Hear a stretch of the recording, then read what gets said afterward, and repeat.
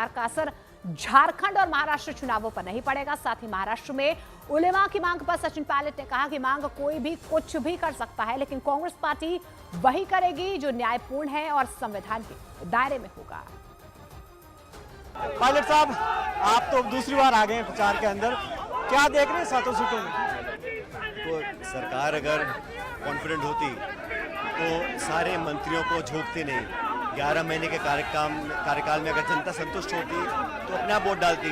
मुझे लगता है कि सरकार बैकफुट पर है। भाजपा जानती है कि जनता कांग्रेस के साथ है। जहां आज खड़े हैं दौसा में, यहाँ पर पहले भी कांग्रेस पार्टी जीती है, इस बार भी कांग्रेस पार्टी जीतेगी। कहते हैं कि सचिन पायलट की प्रतिष्ठा ज्यादा दांव पर है।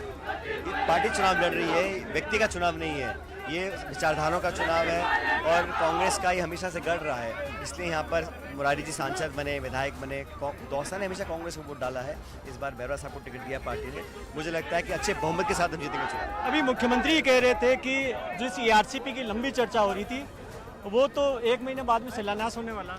मुझे लगता है कि उनको संज्ञान लेना चाहिए कि आचार संहिता लगी हुई है। इस प्रकार की घोषणाएं किसने लोग का 11 महीने पहले आप करते थे, 1 साल का टाइम आपके पास था। तो मुझे लगता है कि इस बचना चाहिए। जब आचार संहिता लगी हुई है, इस प्रकार की बातें बोलना कहीं ना कहीं उसका उल्लंघन लोग मान सकते हैं। लेकिन मैं मानता हूँ आप कुछ भी कह लें, जनता मन बना चुकी है। 13 को मतदान होगा और कांग्रेस अच्छे मतों से चुनाव जीतेगी। पर हरियाणा में जो हार मिली, क्या आपको लगता है उसका असर महाराष्ट्र, झारखंड, बाकी पर हो रहा है? हर चुनाव अलग होता है और वहाँ पर भी जो हमारे कुछ कैंडिडेट चुनाव हारे हैं वो निर्वाचन आयोग गए हैं, उनके कुछ आशंकाएं हैं, उसको क्लैरिफाई मांग रहे हैं, क्लैरिफिकेशन इसी से। लेकिन महाराष्ट्र का चुनाव भिन्न है, वहाँ गठबंधन बहुत मजबूत है। और झारखंड के अंदर भी हमारा जो जेएमएम का गठबंधन RJD के साथ है, हम दोबारा सरकार बनाएंगे। भाजपा के नेता जिस प्रकार की भाषा का प्रयोग कर रहे हैं वो कहीं ना कहीं उनके बौखलाहट को दिखाता है। इसलिए मुझे लग रहा है कि हर जगह, मैं कल केरला में था, वहाँ पर 3 उपचुनाव हैं, वहाँ हमारी कांग्रेस पार्टी बहुमत के साथ जीतने वाली है। अच्छा, दूसरा, अमित शाह आज कह रहे थे कि राहुल गांधी जिस संविधान को बता रहे थे वो कॉपी, वो तो खाली कोरा कागज था।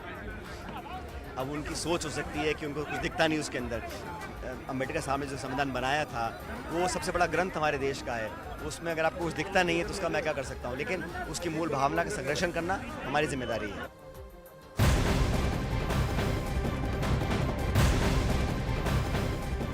और राजस्थान के बीजेपी अध्यक्ष मदन राठौर ने न्यूज 18 इंडिया से एक्सक्लूसिव बातचीत की है। उन्होंने राजस्थान उपचुनाव में सभी 7 सीटों पर बीजेपी की जीत का दावा किया, साथ ही विकास के कामों को चुनावी मुद्दा बताया।